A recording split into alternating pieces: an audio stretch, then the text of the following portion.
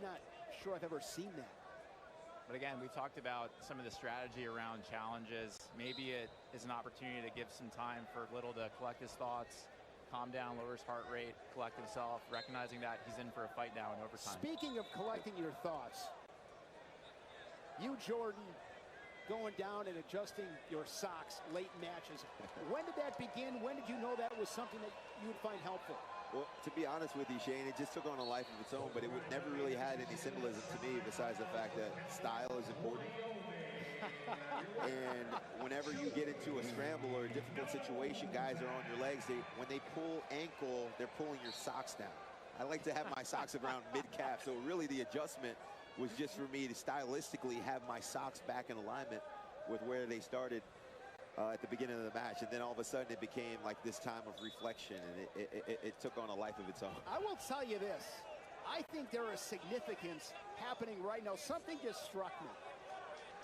I was talking to Mike yesterday. Mike's got some style. I mean, Mike's got some style. And you and I were talking yesterday. I'm like, I like style in wrestling. Like, you don't have to wear a flannel shirt. I mean, you can look good. And I'll tell you this, JB, you always look good. Thank you. I might be with two guys, wrestlers, that have the most style. I mean, this might be it. McMullen and Burroughs. This is going to be a really tough tag team to beat from a style standpoint. Well, wrestlers aren't known to be the most stylish individuals. So it's like being you gotta look good. You gotta lead being from the tallest small person. But yeah, man. It started off as me just trying to adjust my socks, but I also was a guy that I never hustled back to the center. I was always slow back to the center because it was my time of reflection to refocus. And look at that, Little from Little Rock gave up the stall weight to force overtime. 21 seconds into overtime, gets the takedown. Three-time All-American now, Stephen Little. Again, here in Cleveland, 2018, it was announced that Little Rock would have a program, and what a job Neil Ersman has done with that program. Big win for Little to knock off the Cornhusker.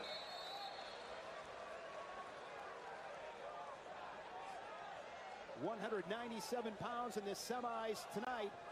8 Eastern right here, Madcast coverage. Josh Barr and Joey Novak, Stephen Little and Cody Merrill, bottom side of the bracket. If I gave you a magic wand, one thing in this sport that would change? That is an exceptional question. Wow. I really like where college wrestling is right now. It is a beautiful thing. I would say if there was something that I could change, I like national duels. I would do this. I would take the top 10 teams from the team standings at the end of this tournament and require you to wrestle at the national duels the following season. So we'd have a dual meet national championship. We'd also have an individual national championship where the team scores were quantified. But I'd make everyone wrestle in it. I'd shorten the season just a little bit. When we were in college, we started in August. We had our first day of training camp in August, and we wouldn't wrestle at the NCAA championships till March. All of my counterparts, all the students in other sports going home during breaks, and we had to stay. There was a year where we had a wrestling match on Good Friday, the day after Thanksgiving, or Black Friday, excuse me, the day after Thanksgiving. We couldn't go home to see our family. We couldn't even eat. I had one string bean, a slither of turkey this Thanksgiving, and I had to stay away from my family, go compete, and luckily one of our teammates' mothers made a dinner for us, but the season's just a little bit too long. There's not enough emphasis on dual meets, too many guys singing out. My junior, senior year, I was 35-0, 36-0.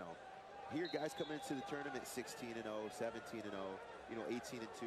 Guys just aren't really wrestling a whole lot. The regular season doesn't really mean anything to these athletes. Shoot, I would argue that the conference tournaments don't even mean a whole lot to these athletes anymore. A lot of guys are like, yeah, I don't feel good. I'll wrestle through to the quarters, then I'm going to just default out the remainder of the tournament.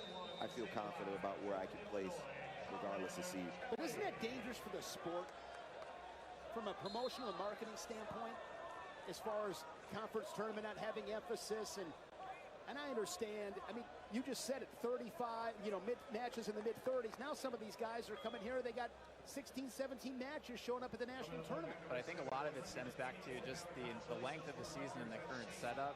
Guys are inherently going to get banged up, and you're trying to balance kind of peak performance for this event, given they know that this is what people are going to remember them for. So I'm totally with you. If I could change one thing, I think we have too long of a season. It's potentially the longest season in NCAA sports. I have to go look at that. Maybe basketball is an argument as well, but some sports, they're starting in August and they're finishing in October. Spring sports are starting in March, they're finishing in May.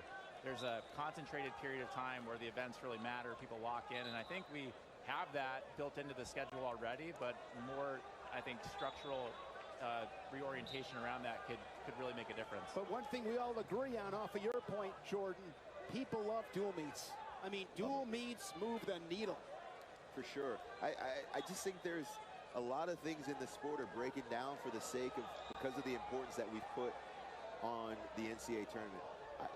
There was even a time, something as trivial as the All-Star Duel. The All-Star Duel, it was usually 1 and 2 guys. Like, it was an honor to get invited to the All-Star match. If you got invited there, you knew you were the guy in your weight class, or at least one of them.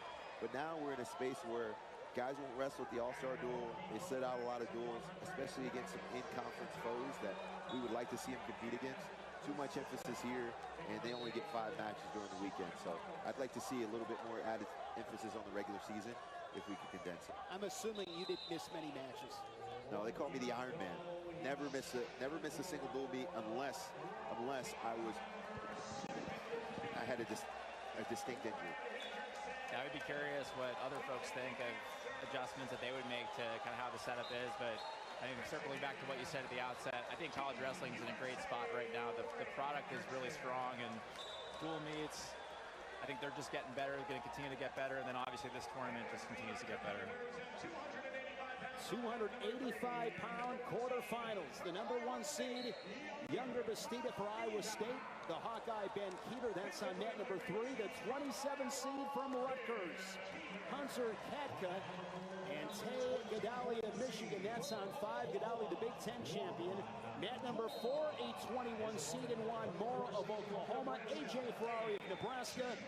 Isaac Trumbull and Connor Doucette. Those two are going to battle on mat number 6. Which one of these 4 matchups at 285 intrigues you the most? Definitely AJ Ferrari. I'm a Cornhusker at heart. It's hard to be in broadcasting and also be impartial. It's really difficult. I tell you, I was watching Juan Mora last night wrestle and upset Nick Feldman in the pre-quarters, and he looked exceptional late. Great head hands defense, really stingy, got to Feldman's legs. And I know Ryan said going into this week that Feldman may not have been feeling 100%, maybe dealing with some lingering injuries, which I imagine that a lot of athletes here are dealing with. But if you're a guy like AJ Ferrari, this is why you're brought into a place like Nebraska. They pay you the big bucks. They go and try to outbid all of these other big programs from around the country because they want you to be able to perform on the biggest stage. It's about winning big dual meets and about performing at the NCAAs, and he's doing that at a really high level thus far.